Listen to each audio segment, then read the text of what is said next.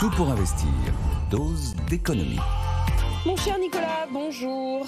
Bonjour. Matin, vous nous parlez de désamour pour le livret A. Oui, un désamour qui se confirme.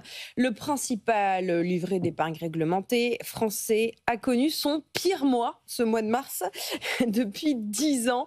C'est la Cour des comptes qui nous dit ça. C'est la CDC. La CDC, pardon. La Caisse des dépôts. La Caisse des dépôts, pardon, lapsus improbable. La Caisse des dépôts. Pourquoi ? Qu'est-ce qui se passe ? La principale raison, c'est la concurrence traditionnelle de l'assurance vie, sauf qu'aujourd'hui, le fameux fonds en euros paye beaucoup mieux que le livret A, et a priori, l'épargnant est quelqu'un de rationnel, et donc il est logique qu'il aille chercher un peu de rendement. Donc je vous ai pris les chiffres de février sur l'assurance vie, c'est lunaire, hein, ces chiffres. L'assurance vie collecte au mois de février 2025 5,8 milliards. 5,8 milliards, hop, dans l'assurance vie.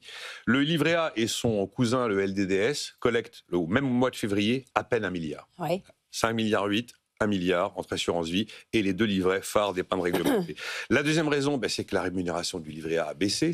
Tout le monde le sait, on est resté à 3% gelé sur décision politique pendant 18 mois. Et puis en février, à la date classique, il y a 2 dates par an, février-août, on est passé à 2,4%. Sauf qu'avec le recul de l'inflation, si on suit les méthodes de calcul habituelles, en théorie, on tombe dans une fourchette au mois d'août entre 1,7 et 1,8% de rémunération pour le livret A. Donc les chiffres de la CDC sont sans appel. La collecte du livret A en mars, elle est de 400 millions d'euros. On a l'habitude de parler en milliards quand on parle du livret A.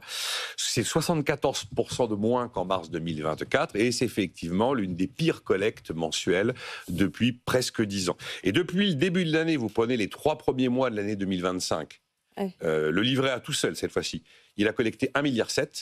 Vous reprenez les mêmes 3 premiers mois de 2024, il y a un an, le livret A collectait plus de 6 milliards d'euros.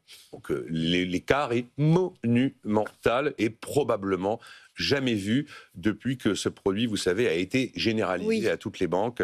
C'était en 2009 que tous les établissements bancaires ont eu la possibilité de délivrer ce produit traditionnellement issu du monde de la poste. Bon, cette prise de distance vis-à-vis du livret A n'est pas forcément terminée.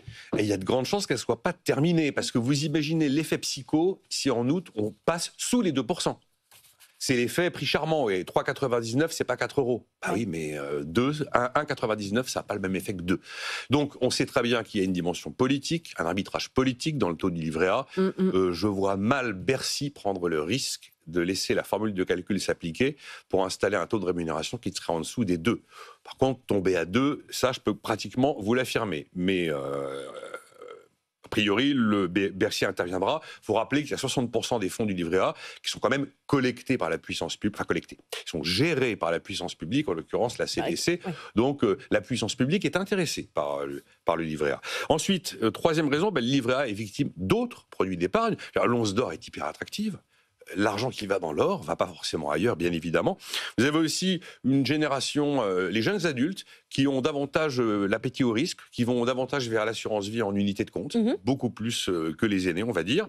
Aujourd'hui, vous prenez un compte à terme dans une banque, objectivement, la rémunération est quand même nettement meilleure que celle du livret A, et l'argent n'est pas bloqué pendant 10 ans. Hein. Donc, c'est comme, on peut l'avoir sur 12, sur 3, sur 12, 5 ans, 3 ans, enfin, c'est pas monstrueux. Les fonds obligataires où vous trouvez de la dette d'entreprise bien connue, cotée, qui rassure, c'est pas une rémunération de malade, mais c'est une rémunération fixe, supérieure à celle du livret A, et de la même manière, vous n'êtes pas bloqué pendant la moitié de votre vie. Ensuite, il y a un attrait chez les jeunes pour les cryptoactifs. Tout l'argent qui va dans les cryptoactifs, c'est de l'argent qui n'ira pas dans la bonne vieille épargne historique. Et puis on ne sait jamais à l'avenir si on voit effectivement fleurir des nouveaux produits de private equity dédiés à l'industrie de la défense qui parviennent à séduire. Ce sera encore une fois de l'argent qui n'ira pas dans des produits historiques peu rémunérés, très peu rémunérés. Il y a eu toute une période où, à cause de l'inflation, le rendement du livret A était négatif, il faut le rappeler. Donc c'est assez rationnel, mais les raisons d'imaginer que ça va continuer sont nombreuses. Et puis, quatrième élément d'explication pour essayer de comprendre cet incroyable désamour du livret A constaté au mois de mars, c'est que vous avez 15% des livrets qui sont au taquet des 22 950 euros. Donc vous ne pouvez plus mettre alors on capitalise avec les intérêts, mais on ne peut plus mettre d'argent dessus. Donc dans ces cas-là, ces épargnants qui évidemment sont des épargnants aisés, qui ont donc une capacité d'épargne, ils vont ailleurs quand ils sont arrivés au taquet du livret A. Voilà, le livret A garde toujours ses 3 atouts éternels, parfaitement garantis, parfaitement liquide et totalement exonéré d'impôts. C'est quand même vraiment l'un de ses marqueurs. On peut lui donner d'ailleurs une quatrième vertu, c'est que dans les temps qu'on connaît, mine de rien, ça a quand même un effet valeur refuge, le livret A. Parfois, il vaut mieux mettre son argent à l'abri, quitte à pas en gagner beaucoup. Vous voyez ce que je veux dire. Voilà comment on peut expliquer les chiffres très frappants quand même du livret A pour le mois de mars. Désamour ou rationalité, finalement? Les deux. Merci beaucoup, Nicolas, pour cette explication pédagogique. Effectivement, les fonds collectés sur les livrets A sont centralisés par la Caisse des dépôts et consignations. 60%. Et il en gère, cette caisse, elle en gère 60%. Voilà, elle en gère 60%. Les banques s'occupent des 40% restants à peu près.